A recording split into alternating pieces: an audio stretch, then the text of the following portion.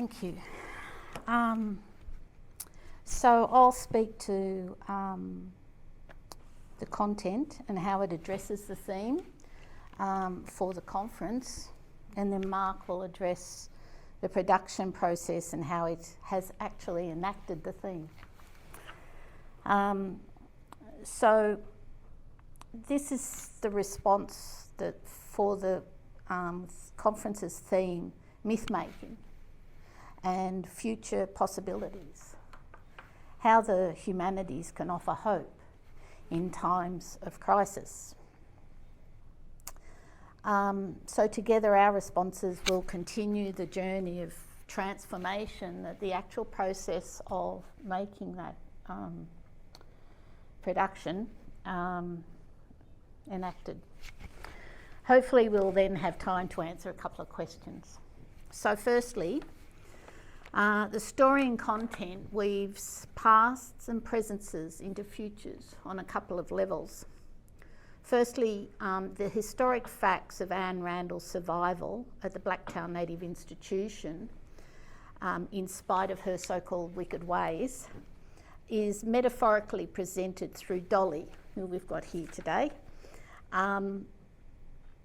as defiance against systemic abuse. As such, it speaks to the continuing child removal systems that are present and even more profound today than when the stolen generations began. And Anne was one of the first 7 children to be put into the Blacktown Native Institution, thanks to Governor Lachlan Macquarie, after this institution here is named. So anyway,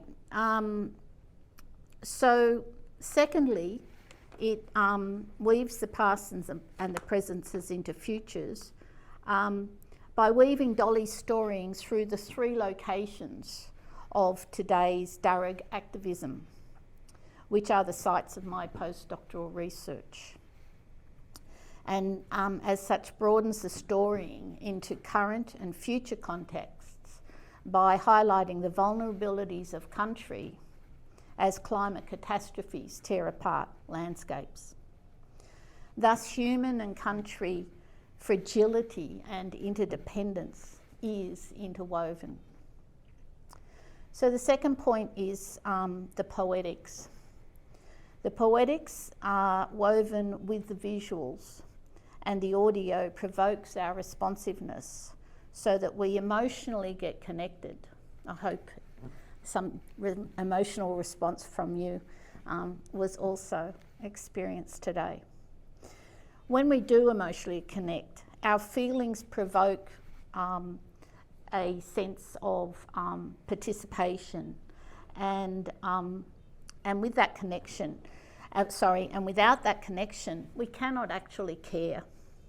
It's in our caring that possibilities and transformations can be made for futures that can sustain humans and other than humans, the presences in places, the paths into futures. The myth-making thus offers hope in times of crisis. Caring, connection and belonging to presences, places and people are, after all, at the heart of our Indigenous law and sustainability across 65,000 years on this continent. So thank you very much, Didgeridoo. I'll pass over to Mark. One of the great things about working on this project was all the interconnections between Joe and I as the creative team, but then also the interrelations between us and Nura, country, the other than human presences. And so one of the key words that I tend to use to describe our experience is responsive. With a conventional filmmaking approach, you might have something like a shot list, or you do a degree of planning beforehand, and we certainly did have to have a degree of that. But however, we made sure that we were open and responsive to what country was telling us. And so I can't think of the word that you just used a few minutes ago. It was about us being our kind of we're experiencing it. Connections, caring. It's like we've got agency, or we're participants in the process. We're not just the filmmakers behind the camera. We're actually embodied within the process. Embodied is the word. Right. And so what that means on a practical level is that we had to be open. I mean, our favourite example is the willy wagtails, the birds, that when we both saw them, we both instinctively responded, and we were really pleased to get those shots. And from a Darug lens, willy wagtails are part of our ancestral story as well. So when willy wagtails arrive, we know we're doing the right thing. We're being accepted. If the willy wagtails had had their tails back to us, facing us with their back to us, we would have known that they weren't happy. So there's that interweaving between our knowledges and our relationships and our storyings with the agency of Nura at that place when the willies arrived and were facing us. So, yeah.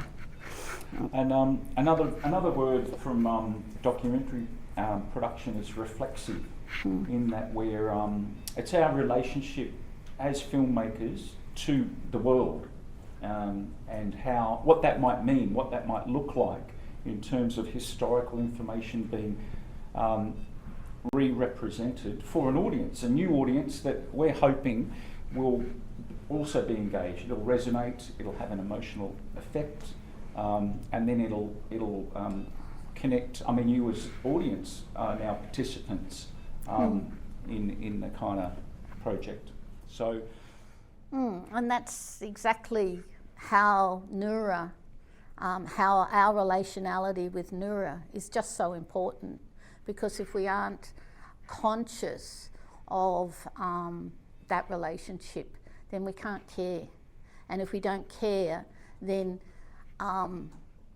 the continuity and the sustainability of life is impacted. The last 234 years of colonialism has shown exactly that it's an unsustainable practice. And why was that?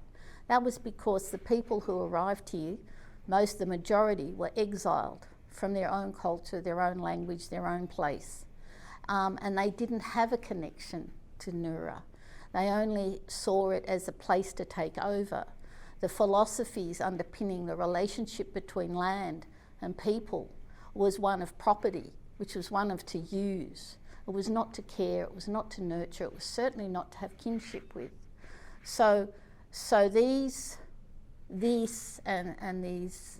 sites as examples of the unsustainable relationships that have been enacted across country for just 234 years, which is an eye blink in comparison to 65,000 years. This is what we have to transform, we have to change. This is what gives us hope for the future, because as climate change is impacting us, it's not enough to just theorise it. It's not enough. We actually have to physically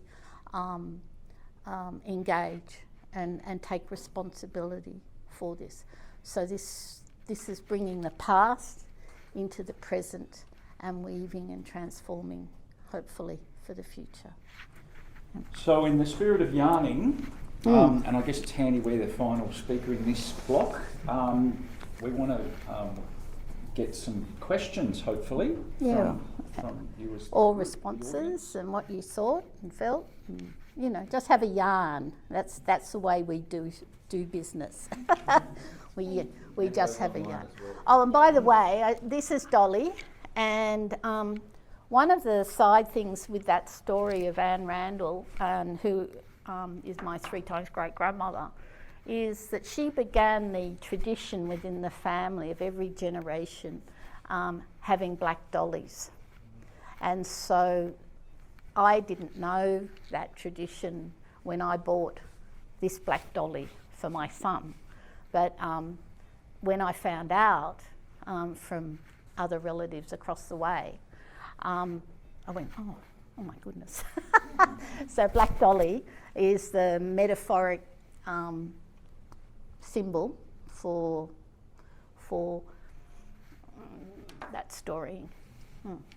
Yeah. So anyway, let's open it up if you're interested to have a word or say something. How did you find it? I don't know if there's anyone up.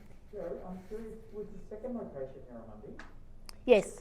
Was there a deliberate choice of the family?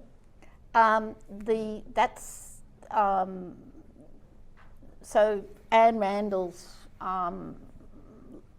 she had her first relationship with my ancestor, and so my line comes through the first relationship she had, and then the second relationship she had was with Charles Young at Wilberforce, and that line of family is still living in Wilberforce, and so while Yallamundi is not actually Wilberforce, it's still the river and the site of Shaw's Creek Aboriginal place, and where a lot of Darug activism is happening, and as you know, the camps and cultural fire is happening there.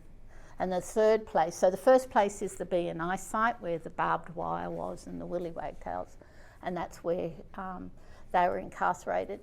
Then Yallamundi, which is where a lot of the Darug activism is happening today. But then the third site is down at Brown's Waterhole, which is just down the hill here. And that's where Darug women have been invited to undertake the first cultural burn and women's led cultural burn since 1788. And when you think about the $1 million homes, you think about the university, you think about, everything. The $1 billion corporations down the road here, they're all neighbours. We're all neighbours to the river here. And so we have to care for country in that way. And so that's my journey in terms of my caring for country and cultural practice. Yeah, I have a connection to both BNI through the same Darug and family connections and the Browns Waterhole site. And of course today I have connections through Yallamundi as well. But yeah, so it's very, while it's very personal, but it's also extremely pertinent to today and to now. Well, I think that the fact that I chose and we chose poetry rather than a straight narrative.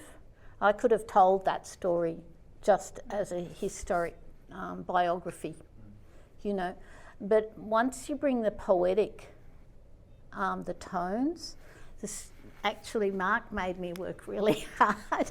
That's right. To speak, to actually not just have the poetic words, but it was the actual tones of voice and the pace of the wording. So at certain points I got really sort of, how would you say it, with the Christian, well, there's all of the tones of voice of anger and then other tones of voice of strangeness and things like this. For me, these things are setting up our imaginations. They're actually, and that for me, imagination is opening us to connection. If we don't have imagination, we don't connect. So the imaginative and whatever it is that opens us to connect is what makes us human. It just is the most powerful thing. So once we understand that, we can transform our lives, we can transform what we do, our priorities, things like this. And it's using media as well, which is really quite delightful, I found. It's and then it folds into the theme of this event as well. How does one use media for the higher purpose or a more nuanced purpose, or communication is just part of that. Tone of voice, choice of words, imagery, sounds, all. And that's the creative process, and I mean that's That's the joyous. Who was it who was talking about reading joyously and engaging? It was Brooke this morning earlier. If we read for just to tear apart, then yeah, that's what we'll get. But once we produce a joyous perspective, even through tragedy, and that's the key as to how do we find a way for hope. And that's why I really like the title of this conference, was because it's needed as we go forward. If we've been here for 65,000 years, not just here but across the continent, over those 65,000 years we've experienced a lot of change. And the ice age, for example, because Lane Cove River would have been a creek, the harbour was a river, and then, it went down off what is now the continental shelf, was actually the edge of Darug going down. And there's caves down there that we know about. But I just think, one of the things that comes through to me from ancestral storying and ancestral connections and my own personal reflections is, in order to have a sustainable existence for that period of time, there's ultimate knowledge and understanding of relationship in order to do that. Because if you don't have relationship, then nothing is sustainable. And that's part of my work, is first of all, I worked out, the essence of Darug continuity is connecting, caring and belonging to the presences, the places and the people of Darug Nura. And we've got 250 Nuras across this continent. But then from that point, my postdoctoral work how is that connecting, caring, belonging? How does that happen? And it happens through relationality. And what does relationality actually look like? It starts with recognising that you need a relationship. And this stuff is to do with humans to humans. That's the way we think of relationships. We don't actually think of our relationships with other than humans. We don't think of our relationships unless they're annoying us in terms of mosquitoes or whatever it is. So to actually broaden ourselves from that Western narrative, to actually have equitable relationship. So first of all, recognising the need for a relationship, then offering that relationship respect, then offering that relationship equitable rights, and then understanding that without those three things, how do you get those three things to happen sustainably? Through responsibility, taking responsibility for the sustainability of the relationship. And then reciprocity, it's the giving back. So it's not just the taking and the utilisation, it's actually caring and the giving back. And finally, because we're human beings, it's about when everything goes wrong, we have to restore. So, none of these aspects have ever been given to Darug or other Indigenous groups since colonisation. There was no recognition that a relationship was needed. There was no respect for the people who were here. There was no equitable rights, and there still isn't. And then there's no responsibility for the relationship and the way it is now, though we have had a sorry at different points. And there's no reciprocity, the giving and the taking. And certainly there has been no restitution for all the damages that have been done across 234 years. So this is our living agency and why we've been able to have 65,000 years, because we care for country and kin. Our totems, or whatever you like to call them, they're kin. And so when you care for kin, then you're able to function that way. And so, and then the last stage of my research work is around, well, how do we didn't just care all over the continent. We cared proximate to our family group. So Wallamata, the Wallamatable people cared for Wallamata.